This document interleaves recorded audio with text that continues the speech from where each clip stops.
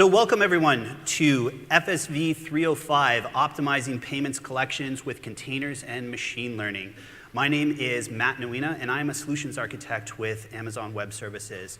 And today I'm joined by Nima Najafi, who is a senior manager of data science and model innovation with Scotiabank. And we're here to talk to you a little bit about Scotiabank's story with containers and machine learning and how they approached problem solving within their organization.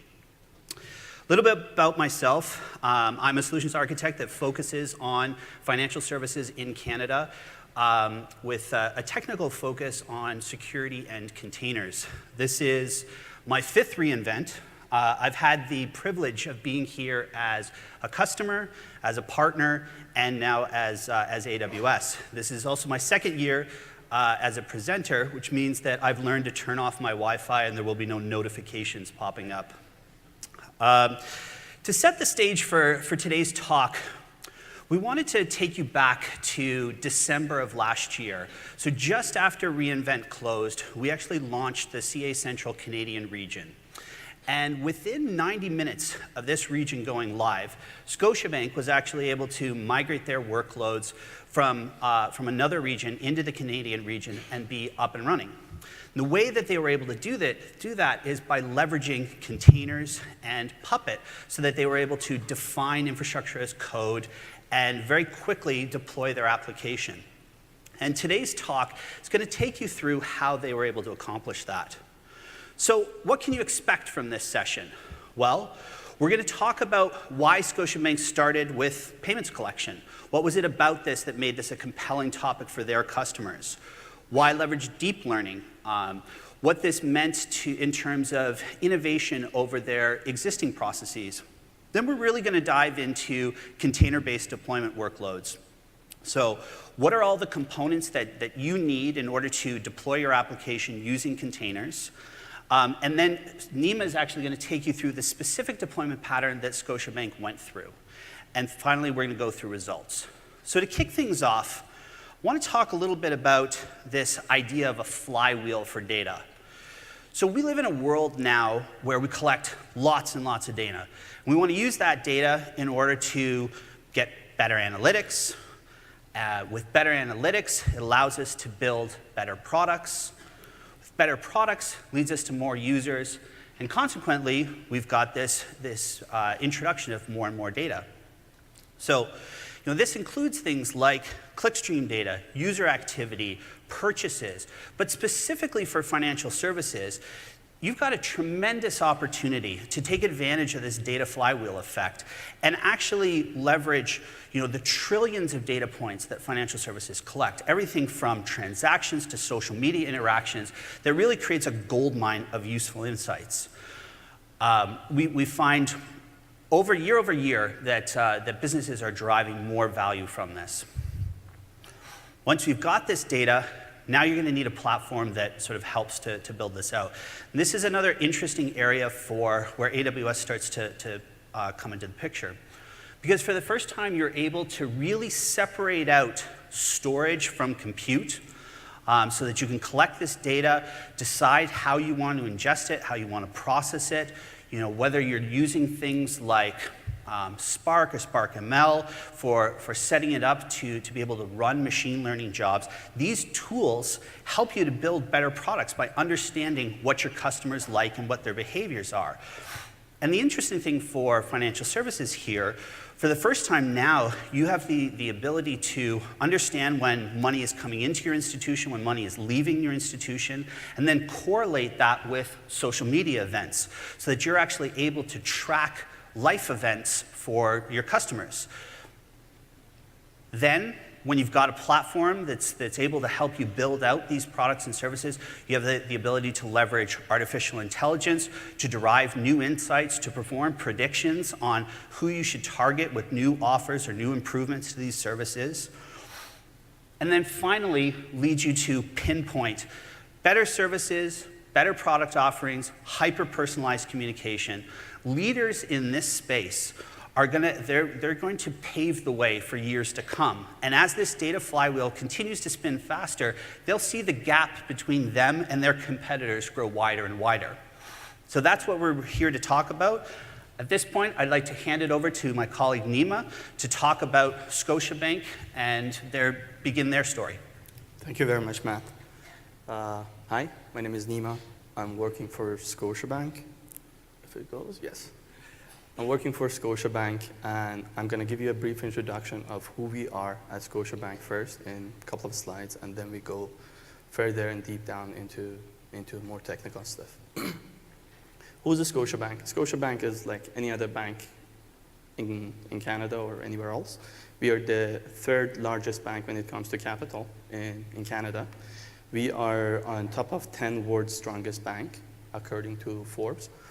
We are providing services to North America and Latin America and Caribbean. We have over 88,000, almost 90,000 employees, and our asset is $907 billion, according to the report that we have on July 31st of 2016. And we currently have 23 million customers, serving them in all those countries that I mentioned, all over the world.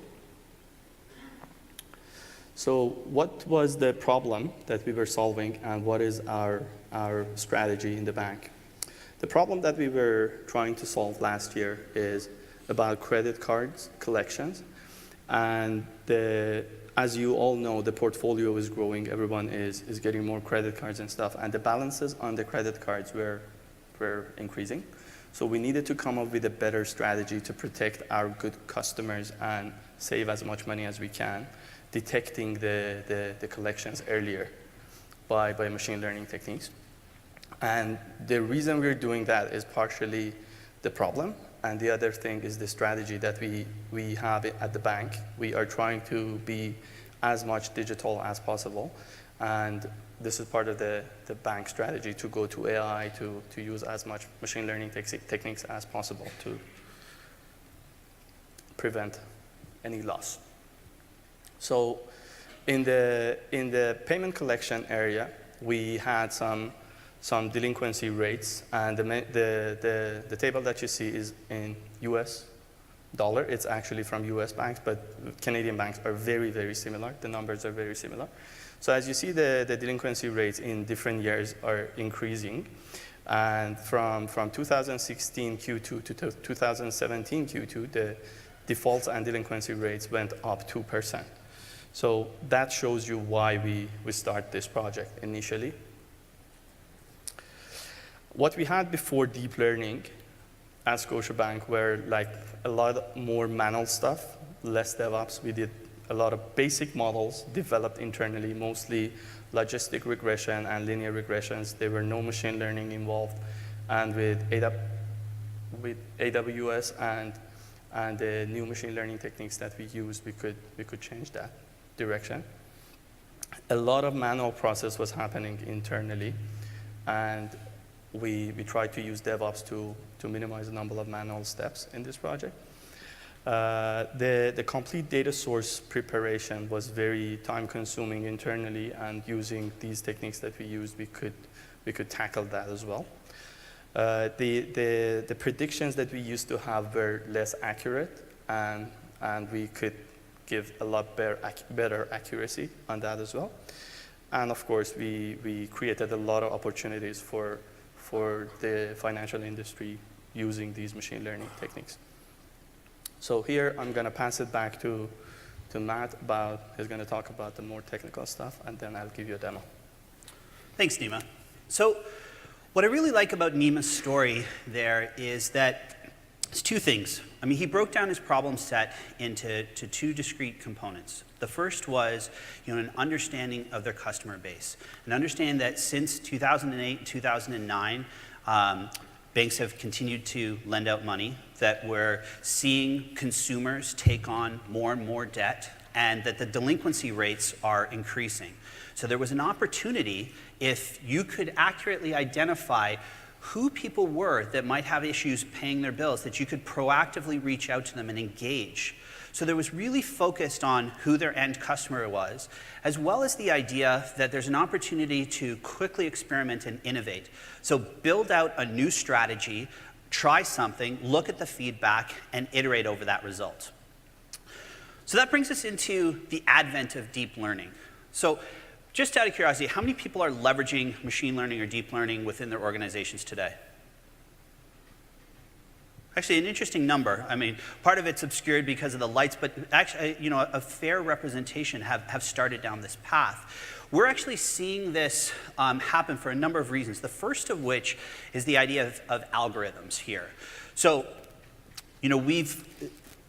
deep learning algorithms like convolutional neural networks, recurrent neural networks, are helping us quickly and more easily solve very tough computing problems.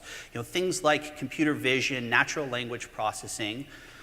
But in order to do that, these deep learning need data, and they need a lot of data. And so, again, with financial services, with cloud computing, it's never been easier to collect and analyze large volumes of data. After you've got the algorithms get started, the data gets started, the next thing people turn to is the platform, the underlying hardware that's actually going to perform the training, the actual returning the results. Many people started with compute-based instances, but found that with CPU model training time can take days or weeks. And there was a big push towards GPU and further on into FPGAs to help reduce this down into hours. But having access to that specialized hardware is sometimes hard to justify when you don't necessarily know what the result is going to be. And the last component here is programming models. So how do we bring deep learning science to our developers? How do we make this easier for people who aren't necessarily data scientists? So this is where the advent of things like MXNet, TensorFlow have greatly simplified this development process and lead us into interesting new machine learning models and applications. So for the Scotiabank use case, they actually developed this on TensorFlow. AWS's approach to artificial intelligence has been this idea of democratizing AI. So making it easier for our customers by providing a rich set of AI services, platform services, right down through frameworks and underlying infrastructure.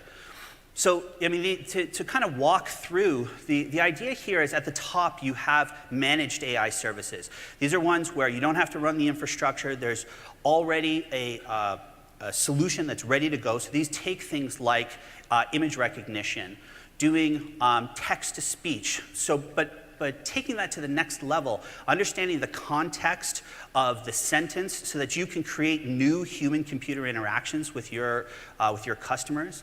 Lex for voice and chat understanding, so the natural language understanding the context of what's being said and being able to reply to that.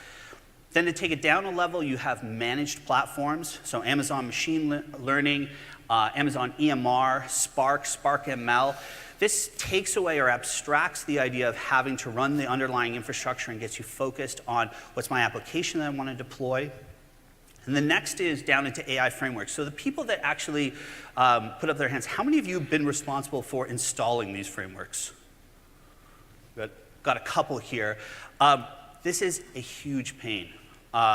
The amount of time that you spend getting these drivers, getting these frameworks installed and ready to go, this is where things like the Amazon Machine Learning, Deep Learning AMI come into play because it's all prepackaged and ready to go. And you have multiple frameworks at your disposal. Finally, the underlying infrastructure. So having access to that specialized compute that give you the type of hardware that you're looking for, the processing that you're going to be doing, the networking components, or the surrounding bits. But that still leaves us this problem of how are we going to develop this across our on-premise environments, our cloud environments, different application stacks, different hardware deployments. Things don't necessarily match. How are we going to run all these different components? Well, this is where we get the introduction of containers. Now, some of the core benefits for containers are things like reproducible builds. So having that consistent result, that deterministic result every time you go to deploy this, whether this is on a developer's laptop or running in a production environment. As well, you have the ability to increase your utilization. So actually running multiple processes, getting better use out of the hardware that you're deploying for this.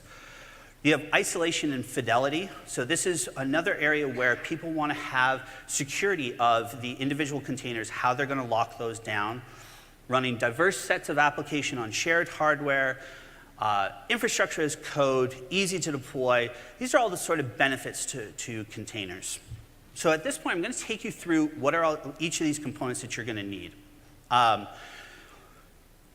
For anyone who's worked with Docker before, they're going to know that it's fairly easy to do Docker run image on a single laptop. I mean, Docker's made it incredibly great, easy for us to spin up different apps and have those isolated from the rest of the operating system. However, when we talk about moving at scale, this is where it becomes really difficult. Understanding what to do when a container dies. What's that impact to our job? Understanding where to deploy things. How am I going to create a scheduler? Where do I want to deploy these pieces? What are all the different components into it? This is all taking away from your ultimate application, and one of the reasons why we built ECS, or Elastic Container Service. So, core ECS benefits here are cluster management made easy, the ability to have flexible scheduling systems. So these can be plugins from external systems where you can define what are the parameters, what are the types of hardware, what are the CPU or memory, and it will identify where the most logical place to deploy that is. Integrated and extensible, the idea there being ECS is closely tied into other AWS services. So when you think about how you're going to be load balancing traffic across multiple instances, or moving into security things, big advances in ECS with respect to networking and security groups, being able to define a security group for an individual container that's separate than the container host. So you can lock down the traffic to and from that container to just what it requires. And lastly, the performance at scale. So again, that deterministic performance. You want to have the expected result, whether you're running that on an individual machine, 1 machine, 10 machines, or hundreds of machines right across the board. All of those benefits lead us into things like portability. So immutable infrastructure, allowing you to have that defined container, what it looks like and what its purpose is, run anywhere. Flexibility, so that you can decompose your application, define whether containers need to run together or separate from one another, understanding what the underlying cloud infrastructure looks like, how they respond to availability zones, what those RTO and RPO targets are. Speed, and it's not just the idea of speed to spin up a Docker container, but also speed to develop your applications. So the idea here is that you can separate out functions for people that are responsible for maintaining an image earlier in the cycle that you can base your image off of, or you can deploy your application on top of. And then efficient resource utilization. Really what we're talking about here is the idea that containers are another level of separation. So we've all been down the road of bare metal, then into hypervisor states for emulating hardware, finally down into process level user space isolation, where you can now define on a per process basis the amount of memory and CPU that you want to constrain for that. All of this leads us to agility and speed to deploy. There we go. Now, as I mentioned with this idea of hardware abstraction, containers make it really easy to run across an agnostic hardware fleet. But what about when you want to have specialized hardware use? Well, we want to be able to leverage GPUs in our actual containers. The first approach to this was an idea of taking the NVIDIA driver, installing it into a container, and it needs to match the container host in order to share resources between the container and the container host. But it was very brittle. And so NVIDIA actually developed the NVIDIA Docker command, which simplifies the process for exposing devices to a container. So now you have specialized hardware at the bottom. You have an AMI that has your frameworks ready to go, and a way of exposing those devices to your container allows you to really focus on the application. All that's wrapped in a single instance plus the ECS agent. Now you've got all your orchestration in place. So what are the other missing components in order to be effective here? Well, first is container registry. You'll hear about why, from a financial services perspective, why it's important to have a private hosted registry that you control the security of. But ECR, it gives you a fully managed Docker repository, makes it easy to migrate, to version control, to store your images, and then have those private to your environment. We've got a link to learn more up there. But what you really want to know is, okay, so how do I leverage these components together? That takes us into task definitions. So for those that aren't familiar, task definitions are the way that we define container-based workloads on AWS. You can see here that we have a descriptor, a JSON file here where you can define whether there are multiple containers that need to run together or run separate from one another. You can define the resource requirements. You can also define things like the image location. Where do I want to pull the image that's going to be deployed? And at a high level, you can see all the components that went into the Scotiabank deployment. So the idea, we had the TensorFlow framework. We used Docker container. We used ECR to store those images. Task definition to define what the workload was going to look like. Then identified the right GPU instances to do the machine learning, and then deployed through ECS. So this leads us to a reference architecture for actually deploying these different components. There's basically a series of commands that you're probably well familiar with doing this in on-premise environments or in cloud environments without containers. The idea, first of all, is to go through your commit, so where you're going to store your application code.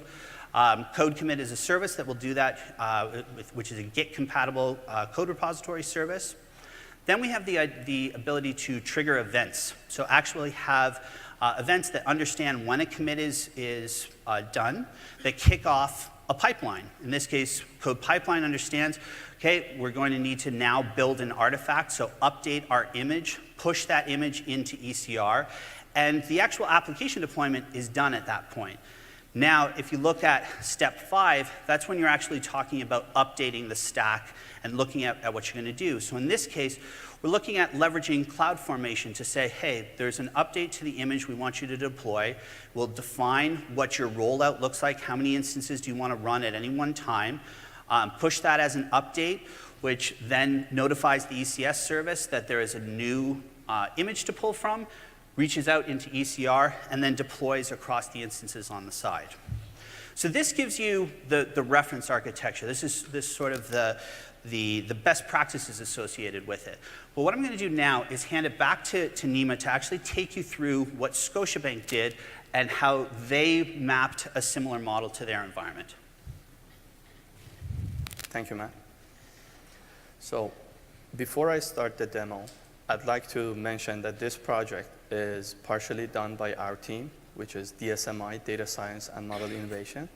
And the model development part of it is done by a fintech company, AI company in Canada. It's called Deep Learning. So the model development portion of what we did is done jointly by our team and Deep Learning, which you're going to see on these slides. So the things that you see on the left is a server that we have on-prem at Scotiabank. We call it DSMI AWS Gateway Node. We are using GitHub and Puppet to deploy our whole infrastructure to AWS. And I'm going to explain why we used Puppet and the reasons behind the scene. The GitHub Enterprise instance that we have is fully on-prem. It's not github.com. And the Puppet is also on-prem. So we have a pipeline internally to deploy, to manage our infrastructure internally at Scotiabank and deploy our code to the target servers. And we use Puppet for that. We leverage the same system to do it on AWS as well. So by coding on DSMI Gateway Node, AWS Gateway Node, we create 3 buckets on AWS, 3 S3 buckets. one for the code, one for input data, and one for the results that we create using our machine learning. And we can create our own policies, bucket policies, by just passing a JSON file to the Puppet code.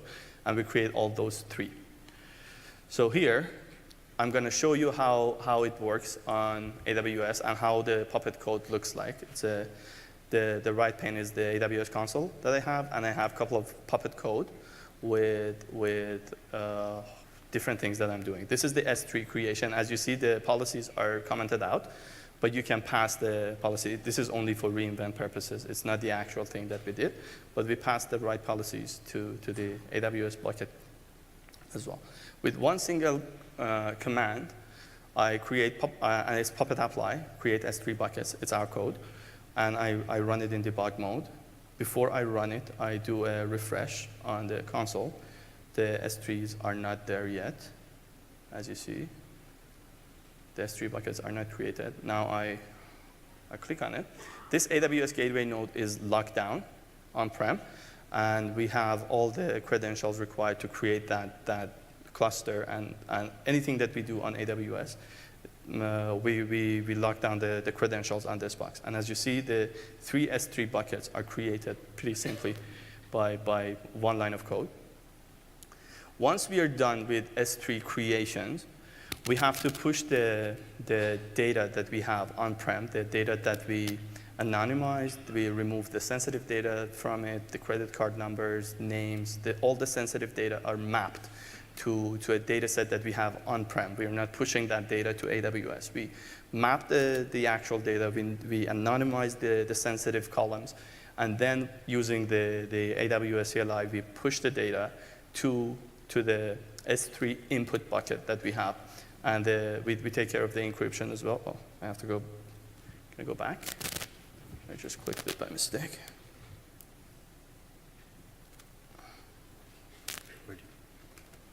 Yeah. OK. So here, as you see, the input bucket is empty. And now with one single line of code, I push the data to AWS. And again, this is just the sample data. It's not the actual data that we use in our actual production environment. And you see the data bucket, the input data bucket, is now with input data CSV. The next thing is to create our own ECR, because we cannot, as a financial industry institute, we cannot use Docker Hub as our registry for our Docker images. So we used ECR. We created our own ECR with the policies that we need using Puppet. So again, this and all these codes that I'm showing you, they are already open sourced for you. You can leverage them after this. So here, I'm creating the ECR using, again, one single Puppet module that we created in-house. We are running Puppet apply again, as you see, and the right pane is showing the ECR. That is not there yet, and after I refresh, one more time, I need to go to the ECS.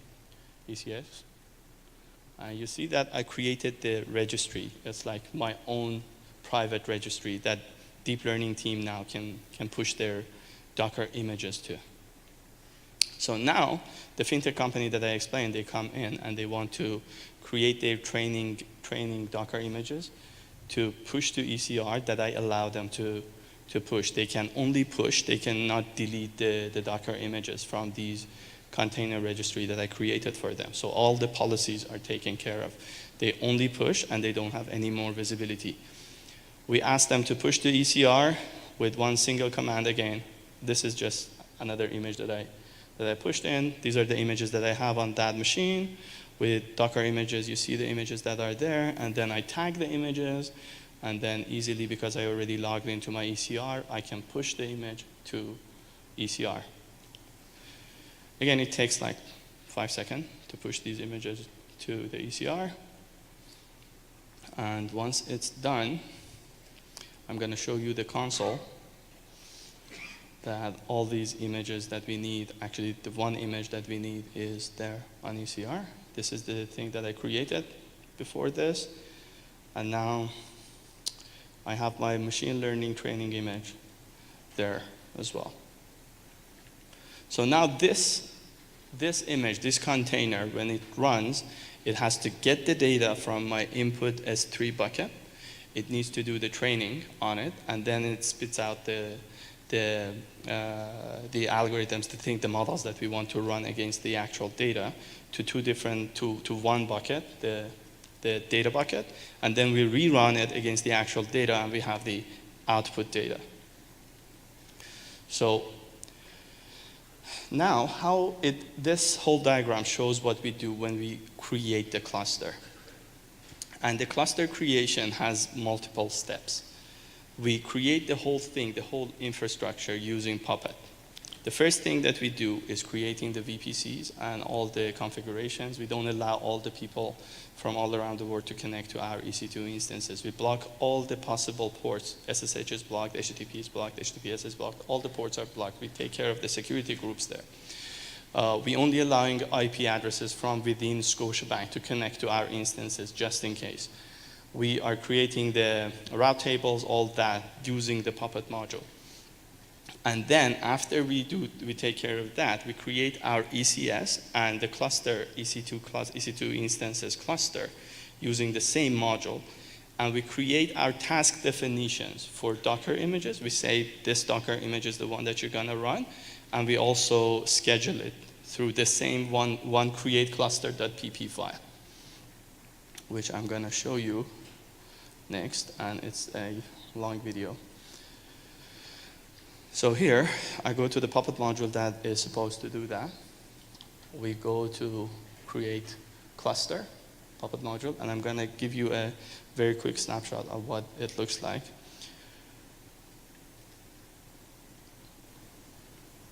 There's like which region you want to bring up your cluster, what are the IPs that can access it, what is the security group that you define, what is the image that you are going to take from ECR, the image that I just pushed. And then I can name it, all those things, and then I have to say what is the task definition, when I want to run it, how I want to run it. So here, I go to the test folder, which is a common practice for Puppet, and then I run the create cluster Puppet module. Puppet apply is the way that we run it. It's only for the demo. The actual thing is managed by Puppet Master internally, and all these things are locked down. This is only for the purpose of reInvent that I'm creating this cluster. So here, the very first thing that I'm doing on the left thing, if you can read the last line, it's to create the EC2 VPC. I'm creating that VPC before I bring up anything in my cluster on that in the region and in that VPC. Once the VPC is there, all the security groups now it is creating the security group now, and if the security group is already created by any other Puppet module or I have done it before, it just skips it and it uses that security group. Once the security group is done, and these are all set with the security, we have all the security requirement around this. So security came and looked at the code and they're like, okay, this is good enough, you can deploy. I create the EC2 VPC Internet Gateway as well, and the route table after that, as you see. And once all of these are done, we're good with the security perspective, and we can, kind of our infrastructure is secure enough. Then we go through the subnet creation, and after that we bring up the EC2 instances. We pull the images from ECR, and we start running it by the task definition that we already have in our Puppet module. So looking at this, it's almost over. EC2 VPC subnet is done, and now it's going to US East 1 to bring up the EC2 instances that I have. In this, by changing a common YAML file, I only added 5 instances, I think 5, to use the ECR, the image that I pushed to ECR, and take it there, pull it there, and start running it on the cluster of 5 nodes. And again, in the code, in my Puppet code, I can specify what image I want to point to for these instances. As you see, the instances are coming up. They serve the purpose of running the model and scoring them against the data that I have on the S3 input bucket. And one more click. I see that they are coming up now, and they will be running shortly. So with this, we could easily bring up a cluster on any region, because I needed to just change one parameter in my YAML code. Say, refer to this. I want it to be in Canada Center region, and boom, the infrastructure is up and running. That's it. So now these guys are doing all the calculation and everything, and push the scores back to and this is the diagram. They took the image from ECR and the input data, they ran it, and they pushed the results to another bucket, which is, if I go to the console and do just a refresh on S3 buckets that I have, I go to reinvent Scotia output, and I have the CSV files already created. If I have full access, I can download it. If not, I can simply go to my node and get it. This is the gateway node that we have. And I can get it from there.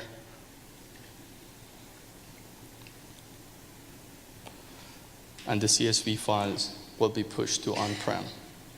And this is the scores of our models. If I look at it again, this is a simplified version of what we actually have, but you have the account numbers and the scores created for you. So here, after this, how did we leverage Puppet? Why did we use it?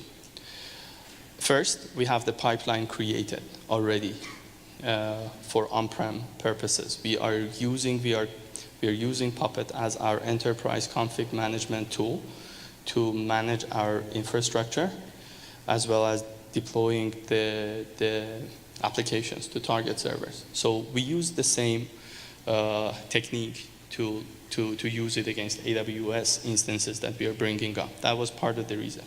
Second was that it's pretty simple to use.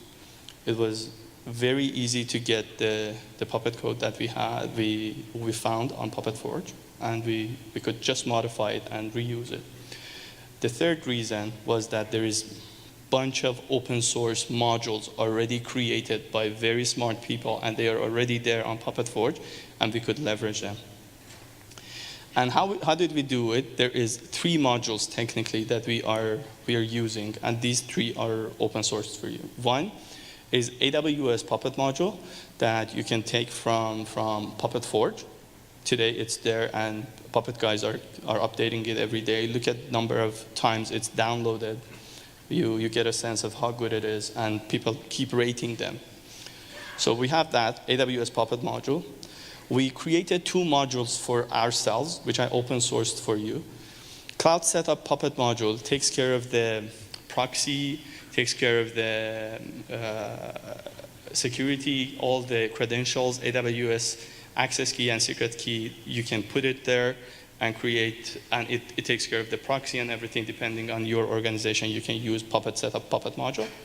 And the third thing that we have is CloudFormation. All the cluster creation, security creation, VPCs, security groups, all that is handled by CloudFormation. And in that file, you can define tasks. In that module, you can define tasks, use how to create ECR, how to create ECS cluster, how to use S3, how to create S3, how to push to S3. All of that code is under CloudFormation Puppet module. Here, I just gave you a snapshots of different pieces of code that we have. On the left, I have how to create EC2 VPC. This is how easy it is to use the Cloud Setup Puppet module, just access key and secret key. You can lock it down so no one can see it as well. You see how to create the subnet, how to create the cluster, how many nodes, how many EC2 instances you want to create on the one in the middle. And how to define the tasks and everything on the ones on the top down, on the right side of this. With deep learning models, what did we achieve? previously, we had like 20 variables that we could go against and define our models. Today, using deep learning, we are using over 300 credit bureau variables as an input variable for our model. So big data helped us a lot in using deep learning. The code that we wrote is, not we, deep learning team, jointly with us. The code that they wrote is purely in Python, and they're using TensorFlow. There are a bunch of hyperparameters that they used, and they are mentioned all there, and we're using grid search. And what they did is tenfold cross-validation with stratification for the deep learning models. That table that you see in the bottom right is how we could actually increase the scores and how much lift did we actually have at Scotiabank detecting the delinquencies earlier. So November 2014, the lift is about 20%. In January 15, the lift is about 19. May 15 data, the lift is about 18%. And August 2015 is about 19%. So we could improve significantly using this. Finally, I'd like to, before I go through the results, I'd like to thank two specific people. One of them is here, Suhail Shergill, our head of data science and model innovation team is here. And my colleague Neil Gundamas, who was purely responsible for data extraction and working with deep learning team to do the algorithms. And as a result, what we did, we created, orchestrated, and terminated all the EC2 instances with container registry, ECS, EC2 container services. And everything that we did, we used Puppet. We synchronized the data that we have on S3 and in-house using S3 on AWS. And internally, we used GitHub and we used GitLFS to push the data to. Security, we take care of IAM roles and everything using JSON, passing it to the Puppet modules for both S3 buckets, and also for the EC2 instances that we bring up, we give them roles to. So those are the only instances that can take the data from input folder, input bucket on S3. So no one else, even ourselves, in fact, I created so many dormant S3 buckets on this project, and I had to contact Amazon to delete them. But nobody can actually go to our S3 buckets. The only ones can go are the EC2 instances that we bring up on this cluster, and we manage that using IAM roles.